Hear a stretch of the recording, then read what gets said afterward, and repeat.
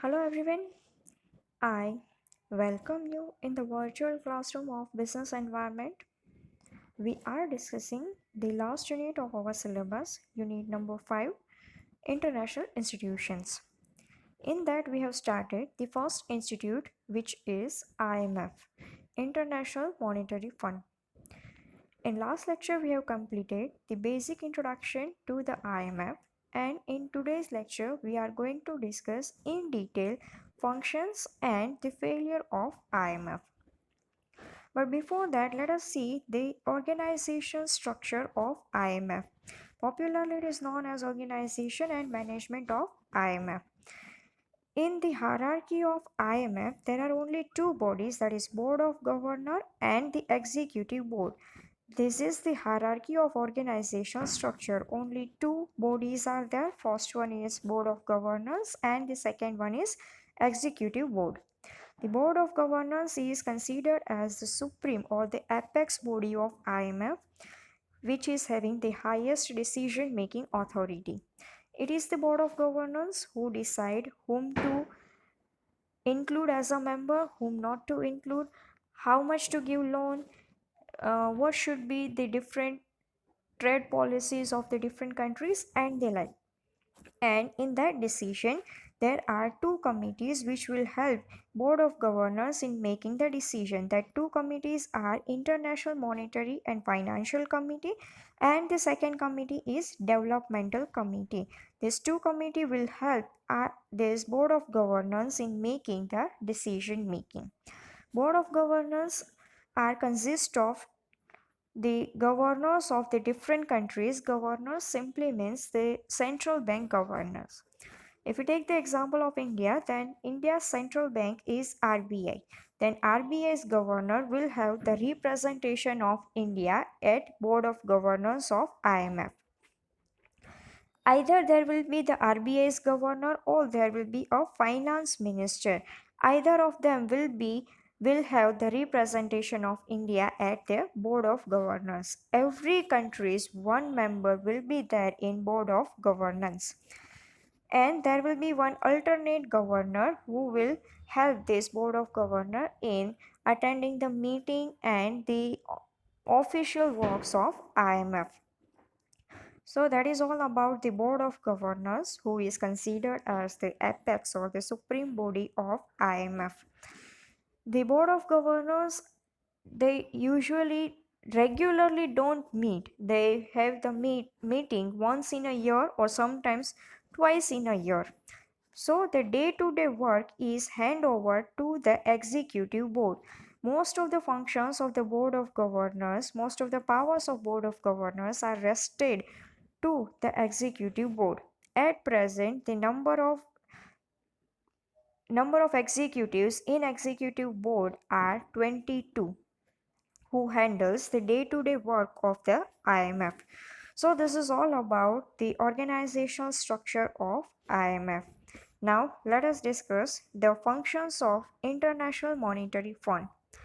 It can be written as functions and it can be also termed as the achievements of IMF. You can term either or. In exam, if it is asked, write the achievements of the IMF, then also you have to note down this only, the functions of IMF. Let us see the functions of IMF in detail. The first function is exchange stability. The first important function of IMF is to maintain the exchange stability and thereby to discourage any fluctuations in the rate of exchange. You know that why the IMF is established. We have seen in the history that after the completion of Second World War, every country was trying to devalue their currency just to reduce import and to improve export. And by doing that, every day there were the fluctuations in the exchange rate, which hampers the international trading transaction. Because of the constant and the frequent fluctuations in the exchange rate, it it doesn't facilitate the international transaction, and that is why the volume of international transaction was reduced. And To overcome this limitation, what IMF has done, what the basic motive of IMF is to develop the world economy, is to have a very good world trade relation. And to have very good world trade relation, the basic requirement is to have exchange stability, because in stable environment the transaction can be run on a smooth way. The fund ensures such stability by making necessary arrangements like enforcing declaration of par value of currency of all members in terms of gold or US dollar. What IMF has told that every member has to decide their currency's value either in terms of gold or in terms of US dollar. You know that every day Indian's currency's value is decided against US dollar. Then enforcing devaluation criteria means decreasing the value of any currency up to 10% or more by, by information or by taking permission from IMF respectively. If any country wants to do devaluation, then they are free to do up to 10% only. Depending on their economic situation, they can do the devaluation up to 10%. But if they want to do more devaluation, then they have to take permission from IMF. IMF will research in their economy, and if they think that devaluation will help economy to come out of a crisis situation, then they will allow you to do the devaluation. Then forbidding members to go in for multiple exchange rates and also to buy or sell gold at prices other than declared par value. It means that any country cannot decide their currency's value in context of multiple currencies. They have to decide in context of only one currency, and on that basis the currency's value in different currency will be decided. Say for example, let us take an example that dollar and rupees value we are deciding, and pounds value let us take an example of yen, that yen's value is decided in context of dollar only. Now rupee need not to decide in context of yen. When rupee is decided in context of dollar, then on the basis of dollar and yen's equation, and on the basis of dollar and rupees equation, there will be the decision of rupee and yen's uh, exchange value. So we need not to have the multiple exchange rate, we have to discuss only on the basis of one currency only. Why not multiple exchange rate? Because if there is any favored country, if one country has a very good relation with other country, they will do the partial treatment with that country. Then eliminating BOP disequilibrium means balance of payment disequilibrium. What is balance of payment? Balance of payment is a statement where the international movement of currency, international foreign exchange movement, inflow and outflow is recorded. Disequilibrium simply means if inflow is more and outflow is less, that is a good sign because you are earning. But if outflow is more and inflow is less, then it creates disequilibrium. In other words, when we say that import is more and export is less, then outflow will be more and inflow will be less. But this situation is not good because a country is not earning, it is in a losing situation. The fund is helping the member countries in eliminating or minimizing the short period equilibrium of balance of payments either by selling or lending foreign currencies to the members. Here it is written that it helps in overcoming this short term equilibrium, disequilibrium. If you have disequilibrium for a shorter period of time, then IMF will help you by granting a loan.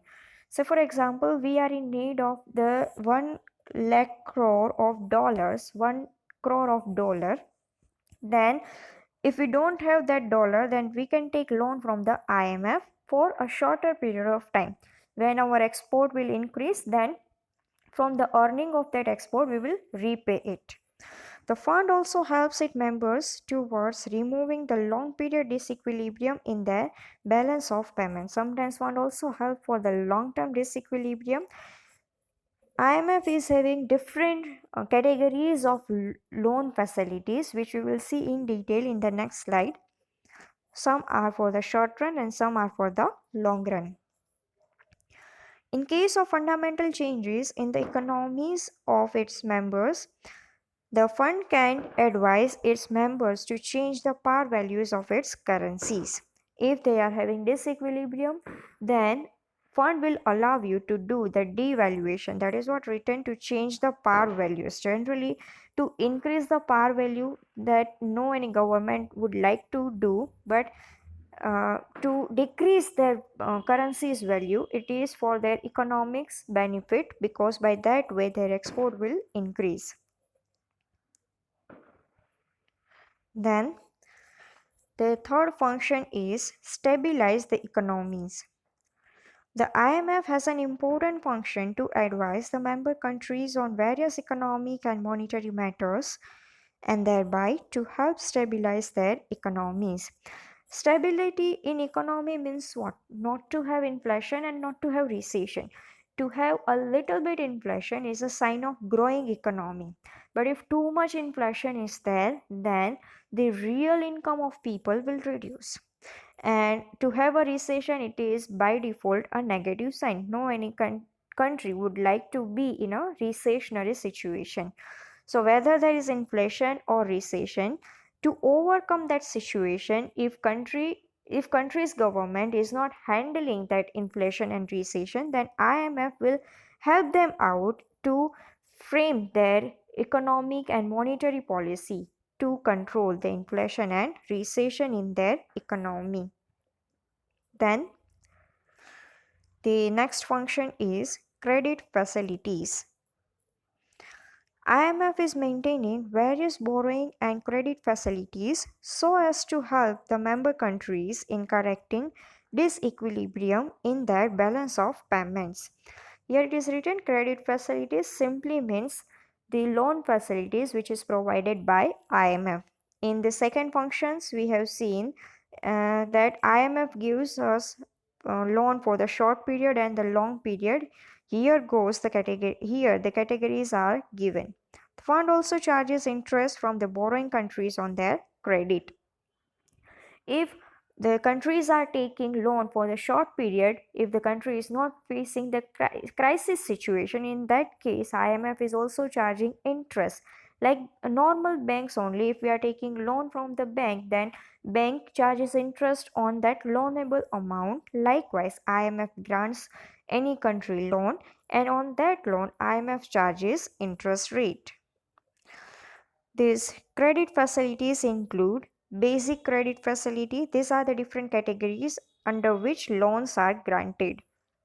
Then extended fund facility for the period of 3 years, compensatory financing facility, buffer stock facility for helping the primary producing countries, supplementary financing facility, special oil facility, trust fund, and structural adjustment facility, etc.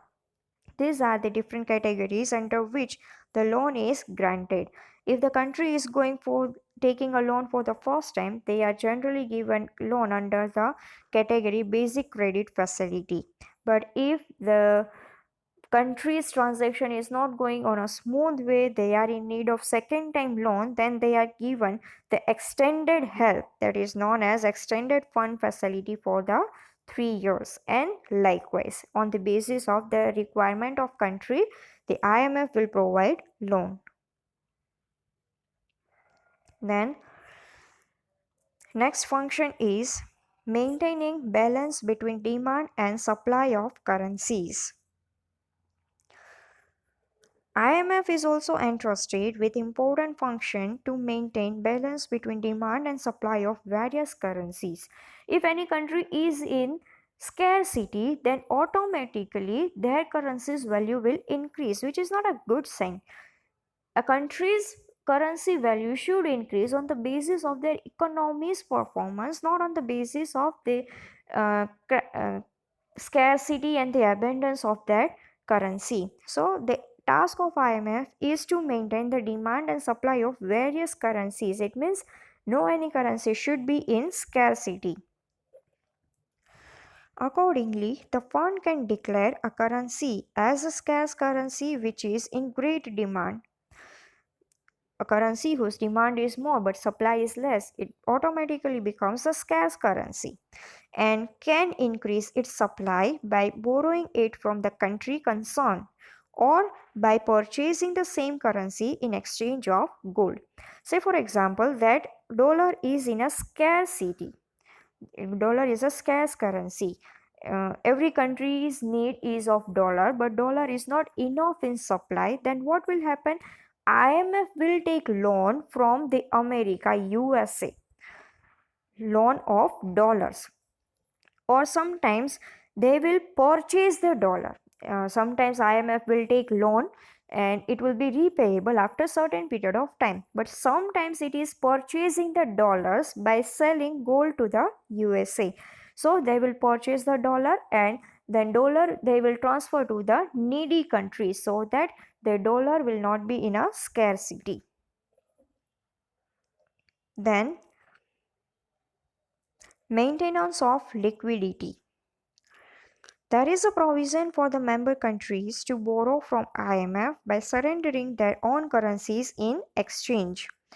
If any country wants to take a loan of dollar, then they can take loan of dollar by giving their currency as a stake.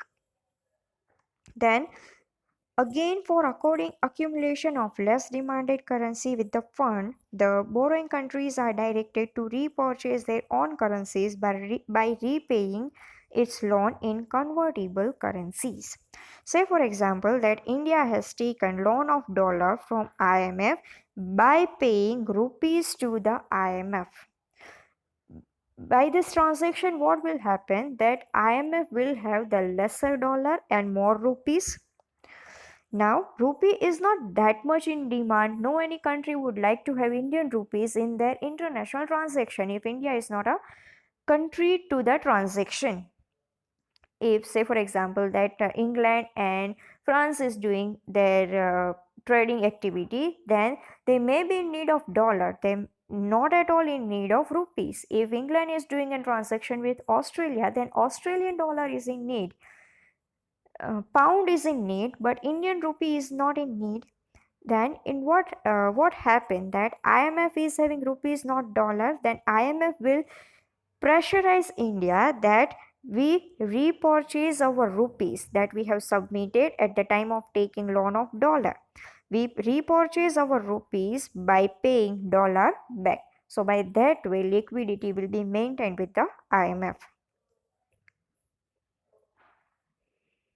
Then the next function is technical assistance.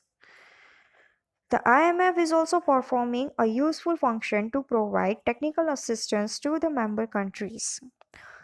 Such a technical assistance is given in two ways. Firstly, by granting the member countries the service of its specialists and experts. If any country is facing a critical situation, then IMF will send their staff to their countries to guide them. So that is what the member countries service of its specialists and experts. IMF will send their staff to the respective countries who are facing critical situations. Then secondly, by sending the outside experts. If their staff is not enough competent to come out with the situation, then they will take the help of other experts from the different countries and they will send them to the needy country. Moreover, the fund has also set up two specialized new departments. That is, first one, Central Banking Service Department, who will look after the service of granting loan and taking back, and fiscal affairs departments for sending specialists to member countries so as to manage its central bank and also on fiscal management. Fiscal affairs to decide the fiscal policy of the different countries, because on the basis of which the volume of international transaction depends. Fiscal policy is nothing but the policy related to taxation on import and export, how much taxes are charged On the basis of that, the countries will manage their international transactions volume. Then the next function is reducing tariff. The fund also aims at reducing tariffs and other restrictions imposed on international trade by member countries so as to ease restrictions of remittance of funds or to avoid discriminating practices. Reducing tariff means reducing the tax rates. Generally, no any country would like to impose tax on the export. Why? Because if they will charge tax on import, export will become dearer and the demand will be reduced in international market. But every country would like to charge highest possible tax rates on the import. Why? Because by charging tax on the import will become dearer, demand will reduce and automatically import will reduce. So what IMF will do, that IMF will not allow member countries to charge the highest tax rates on the import because it will lessen the transaction of international trading activity. That is what written here. Keys restriction of remittance of funds to avoid discriminating practices. Then it is written here discriminating practice. Discriminating practices means partiality. So for example, that if two countries are having very good relation, then they will try to develop very good trade relation as well. If they are having very good religious relation, their neighbor, if they are having good relation for army, they are sharing borders, it may happen many kind of relations are good. And on that basis, if they try to develop very good trade relation, then what happen that they will charge the highest tax rate on the other country's import, and they will charge no tax rate on the neighbor country's import. Say for example that England and Greece are the nearer countries. If they are having a favorable relation, if they want to develop their trading relation, then what will happen that England will not charge a single penny on the imported goods from the Greece, but they will charge the highest tax rates from the India. Why? Because they want to have more relation with Greece, not with the India.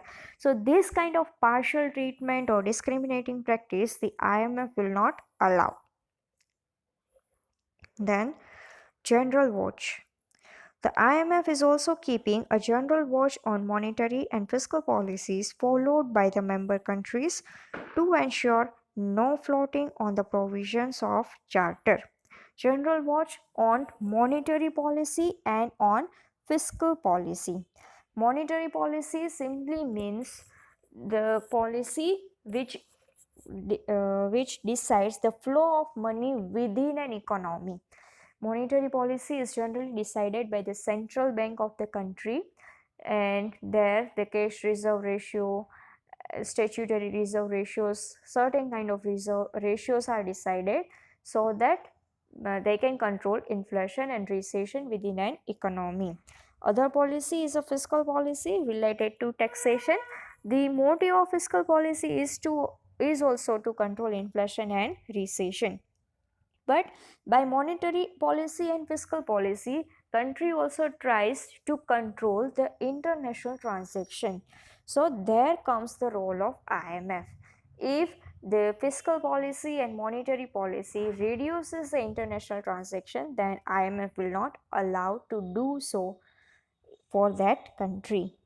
So here the functions of IMF got over. Now let us see the failures of International Monetary Fund. Functions, as I have also told you, you can write it as achievement of IMF. So that was achievement of IMF, and now let us see the failures of IMF.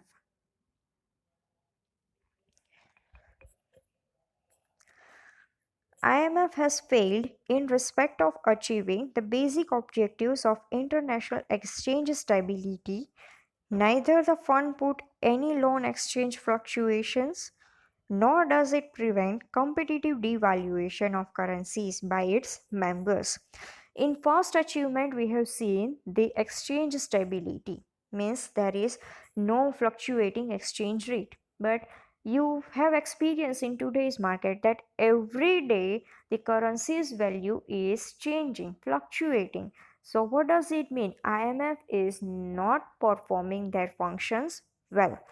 Not only IMF failed in maintaining the exchange stability, but they also failed in preventing the competitive devaluation. Nowadays, most of the countries are doing devaluation, reducing their currency's value to increase their export.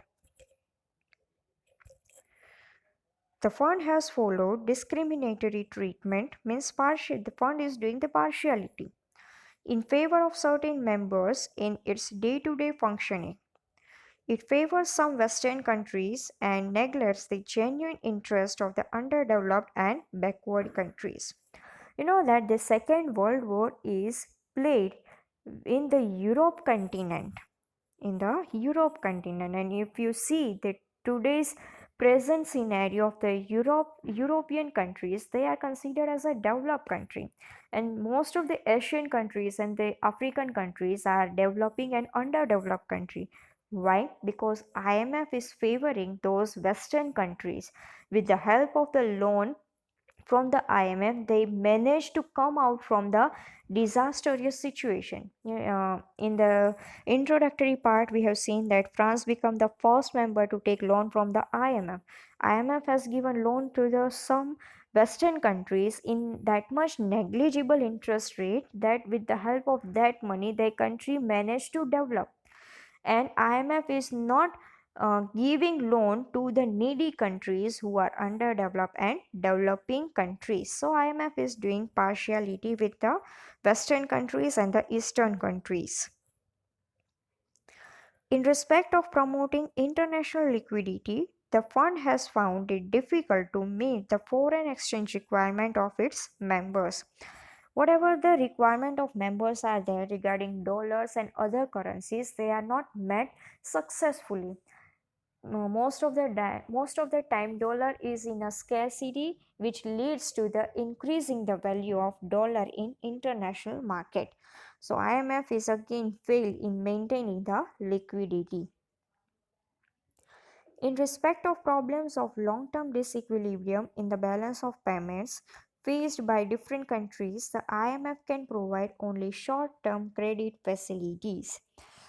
In credit facilities, we have seen that IMF gives short-term credit facilities and long-term credit facilities, but most of the time IMF is generally interested in giving short-term credit facilities only. They don't like to extend long-term credit facilities. So again, IMF is failed in providing long-term credit facilities. Then the IMF has also failed to tackle the problem of petrodollars. Petrodollars simply means the dollars that the country has earned by selling the petrols. The fund should have played an effective role in recycling the surpluses of OPEC countries towards the developmental purposes of developing countries. This is known as the recycling of petrodollars. I have just given you the meaning of petrodollars, the dollars earned by selling the petrols. OPEC countries, you know that the countries who are selling the petrols, like Saudi Arabia is there, uh, organization of petroleum exporting countries. Saudi Arabia is a major country. Iran, Iraq is also there, who are selling the petrols in a world economy. So they are earning dollars. So what is the role of IMF? That they should recycle it. These dollars, whatever they have earned, they can invest within their economy for the development of economy. And if they are having surplus, then it should be invested in the weaker countries for strengthening the economy of weaker countries. That is known as the recycling of petrodollars, earning and investing in a weaker economy. The IMF has also failed to remove the various restrictions of trade imposed by the different countries. Accordingly, the most of the countries are making extensive use of the trade and exchange controls. In functions and achievements, we have seen that IMF is not allowing the countries to have the restriction on trade, means not to have the import duty and not to have the quota, but it lies on the paper only. Most of the countries are having the extensive use of this various restrictions. You know that lastly America has banned so many products from the different countries just to strengthen their economy, to increase the use of domestic product. In IMF affairs, the developing countries are having inadequate representation. Although developing countries of Asia, Africa, and Latin America constitute about 90% of the members of the IMF, but in reality, these countries are having 38% of the total voting power in various affairs of the fund. In organizational structure, we have seen that two bodies are there: board of governors, where every country's representative is there, but most of the task is handled by the executive board, where only 22 members are there. So every country is not a part of executive board. One more thing, in voting power we have seen that voting power is decided on the basis of quota, and quota is decided on the basis of the size of the economy. Definitely, the developed countries' economy are very good, so they are having the bigger quota, so they are having the more voting power. Developing country and the underdeveloped countries' economic size are small, so they are having lesser quota, and resultantly they are having lesser voting right. So 90% of the countries are having the voting right of only 38%, which shows the inadequate representation of the weaker countries. Then, as a result of following faulty and biased method of extending credit on the basis of quotas but not on the basis of the need, the underdeveloped and the developing countries are not getting adequate financial support from the IMF because of their small quotas. In quota, we have seen that quota is not only to decide the voting right, but on the basis of quota also, how much loan to be given is also decided. Now you just imagine that whose quota will be more? Developed countries' quota will be more. And what is the need of loan for developed countries? On the other hand, think the quota about underdeveloped countries. It will be definitely less. Now, what will be the need of loan for the underdeveloped countries? It will be more. So, if loan is given on the basis of quota, then more loan will be given to developed countries and less loan will be given to underdeveloped countries, which is totally unfair. Then, the rich member countries are maintaining the larger quotas and thereby can influence the policies and the decisions of IMF easily, because on the basis of quota voting right is decided, so by maintaining more quota they get the more voting right. Therefore, the IMF has been branded as rich man's club because of their growing dominance. Five major countries are there: USA is there, Japan is there, France is there, Germany is there, who are considered as major countries, and they influence the most of the decisions of IMF because they are holding the larger quota. Finally, it has also been argued that IMF has been interfering or influencing the economic policies of poor and developing countries by putting various restrictions on them. In ninth achievement, we have seen as general watch that IMF is keeping watch on the monetary policy and the fiscal policies of the country. So, thereby, they are interfering in the internal matters of the poor countries. So, these are the various limitations of IMF, and here the portion of IMF got over. From next lecture, we will discuss the World Bank. Till the time, have a great day.